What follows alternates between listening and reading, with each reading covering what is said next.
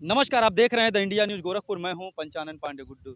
आज हमारी उपस्थिति गोरखपुर जनपद के बांसगांव तहसील के धसकी गांव के पास एक मौजा है, विनय कटारी, जहां पे किसानों की ज़मीनें जो रात को खोद दी गई हैं। कुछ एकड़ ज़मीनों पे ठेकेदार को अलॉटमेंट मिला हुआ है और बाकी किसानों का कहना है कि यह ज़मीन आज तक हम लोगों ने नाप नहीं करवा पाया। कई दिनों से, विगत 20 दिनों से हम लगे हुए हैं, तहसील प्रशासन को शिकायत दे रहे हैं कि हमारी नाप करा के ज़मीन हमारी क्लियर करा दिया जाए कि कौन सी ज़मीनें हमारी है, जिसको हम जान लें कि हमारी ज़मीन कौन सी है।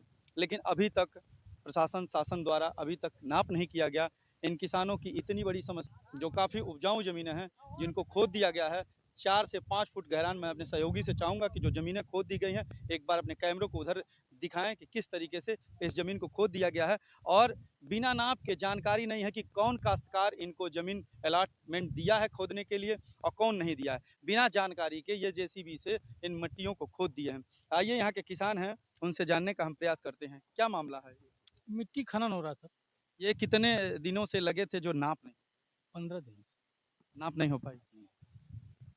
क्यों नाप नहीं हो पाई? सरकार का कहना है, ये तहसील के अधिकारियों का कहना है कि कोई भी विवादित ज़मीन जो है वो लेखपाल और कानूनगो मौके पे पुलिस प्रशासन लेके जाए और वो सुनिश्चित कराएं, उनका बंटवारा कराएं। तो यहाँ कैसे असफलता दिखाई दे रही अब ये तो क्या कहते हैं, तहसील प्रशासन ही बता पाएगा ना। है? कानूनगो लेखपाल नहीं इसके जो कानून को लेखपाल से सबसे मिला, अभी तक कोई कार्रवाई नहीं। कितनी फुट गहराई ज़मीन खोदी गई? अब 6 फुट खनी गई है। ये जो ज़मीन खोदी गई है, जैसे आप लोगों का बताना कहना है कि अभी तक हमको जानकारी नहीं है कि 45 साल से यहाँ पे कोई मतलब चकबंदी नहीं हुआ, कोई नाप नहीं हुआ, तो हम कैसे क्लियर करें कि ये मेरी ज़मीन है? क्या आपको पता है कि जो खोदी गई ज़मीन है वो आपकी है? नहीं, ये हम नहीं बता क्लियर हो पाएंगे कि मेरी है कि किसी और की है। ये मेरी है या किसी और की, ये कोई नहीं बता सकता जब तक तहसील से कानून लेखपाल न आए और चिन्हित करा दें कि हाँ ये आपका है, ये गाटा संख्या आपका है, ये गाटा संख्या आपका है, तब तक ये पिक्चर नहीं क्लियर। इसी बात का तो विरोध है ना। तो हमें मिट्टी खनवाने का कोई विरोध नहीं है। अगर आपकी संपत्ति है, आप मिट्टी खनवा रहे हैं, मिट्टी ले जाइए, उसमें हमारा कोई ऑब्जेक्शन नहीं। लेकिन हम लोगों की जहाँ ज़मीनें हैं, वो ज़मीन नब के क्लियर हो जाए, सीमांकन हो जब जाए। जब रात को मिट्टी खोदी जा रही थी जेसीबी द्वारा, जी, टालियों से मिट्टी डंपरों से जा रहे थे, जी, क्या उस तरह उस समय जी, आपको सूचना नहीं मिली, या सूचना मिली जी। तो क्या पुलिस विभाग को ये जानकारी नहीं दी है कि इसको रोका जाए? इस नहीं, पे तहसीलदार महोदय रोक लगा दिए? थाने पर जाने पे होता है कि आप तहसील पे चले जाइए।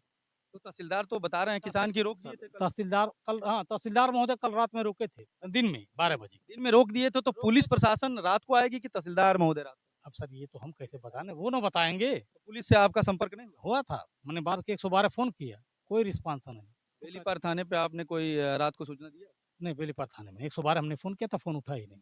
उठा तो कहे उसके बाद कोई जवाब ही नहीं आया कि किसके पास हम फ़ोन करें। फिर सवेरे लिखित कोई एप्लीकेशन नहीं दिए? नहीं, कोई एप्लीकेशन नहीं दिए हैं। हम लोग ये चाह रहे हैं कि हम लोगों का जो ज़मीन है, छोटी ज़मीन नहीं है। हम लोग 40-45 काश्तकार हैं जिनका 4 एकड़, 5 एकड़, 3 एकड़, 8 एकड़ ज़मीन है। वो सीमांकन करके चिन्हित करा दिया जाए कि कहाँ पे किसकी ज़मीन है। अगर मान लीजिए चिन्हित कर देते हैं राजस्व टीम, जी, तो जो ज़मीनें कई एकड़ खोद दी गई हैं 4 फीट गहरान, 5 फीट जी, जी। गहरान में, क्या उन ज़मीनों की भरपाई कौन करेगा? अगर उसमें आएगा तो हम लोग उसके कानूनी प्रक्रिया विधिक सलाह लेकर के विधिक कार्रवाई कराएँगे। आपकी भी ज़मीन है यहाँ पे? जी, कितनी आपकी है? है 4.5 एकड़ का। साढ़े 4 एकड़ है। तो तो ये हम लोग को देखिए यही बात है कि हमारी ज़मीन बता दी जाए कि आपका यहाँ पर है, ये आपका अनर्गल नहीं खनाई हो रहा है और जो दिया है उनका खन लें। बाकी को बोलते हैं अगर तुम्हारी खनी जाएगी तो हम इसको पूर्ति करेंगे, बाप की ज़मीन है इतने कहाँ जलाएँगे? इतने दिनों से नाप क्यों नहीं किया गया जब आप लोग शिकायत दी और बड़ी ज़मीन? वो तो उन लोग का प्रशासन गए है ना, वहाँ से ऑर्डर देना चाहिए भाई जाके तुम लोग सही करो, अभी यहाँ कुछ दुर्घटना हो जाए तब तो भाग के आएँगे। हैं? आपकी भी ज़मीन यहाँ पे है? जी, कितनी ज़मीन आपकी है? 5-6 एकड़ हमारा भी है। 5-6 एकड़। कौन-सा गाँव है आपका? मेरा गाँव भस्मा है और ये बिना कटारी मौजा है। यहाँ पर हमारे पूर्वजों की ज़मीन है, जो वैसे ही कई सालों से ऐसे पड़ी हुई है, लेकिन ये कन्फर्म नहीं है किस जगह पर है। जब बिना सीमांकन का जिन काश्तकारों ने ठेकेदार को रॉयल्टी दे दिया, लिखित दे दिया कि हमारा 4 एकड़, 5 एकड़, 6 एकड़ जो भी रॉयल्टी बन गई, उन ज़मीनों को वो खोद सकता है। हो सकता लेकिन बिना सीमांकन के, राजस्व टीम के बिना सीमांकन के, उन काश्तकारों का चिन्हित करके ही वो खोद सकते हैं।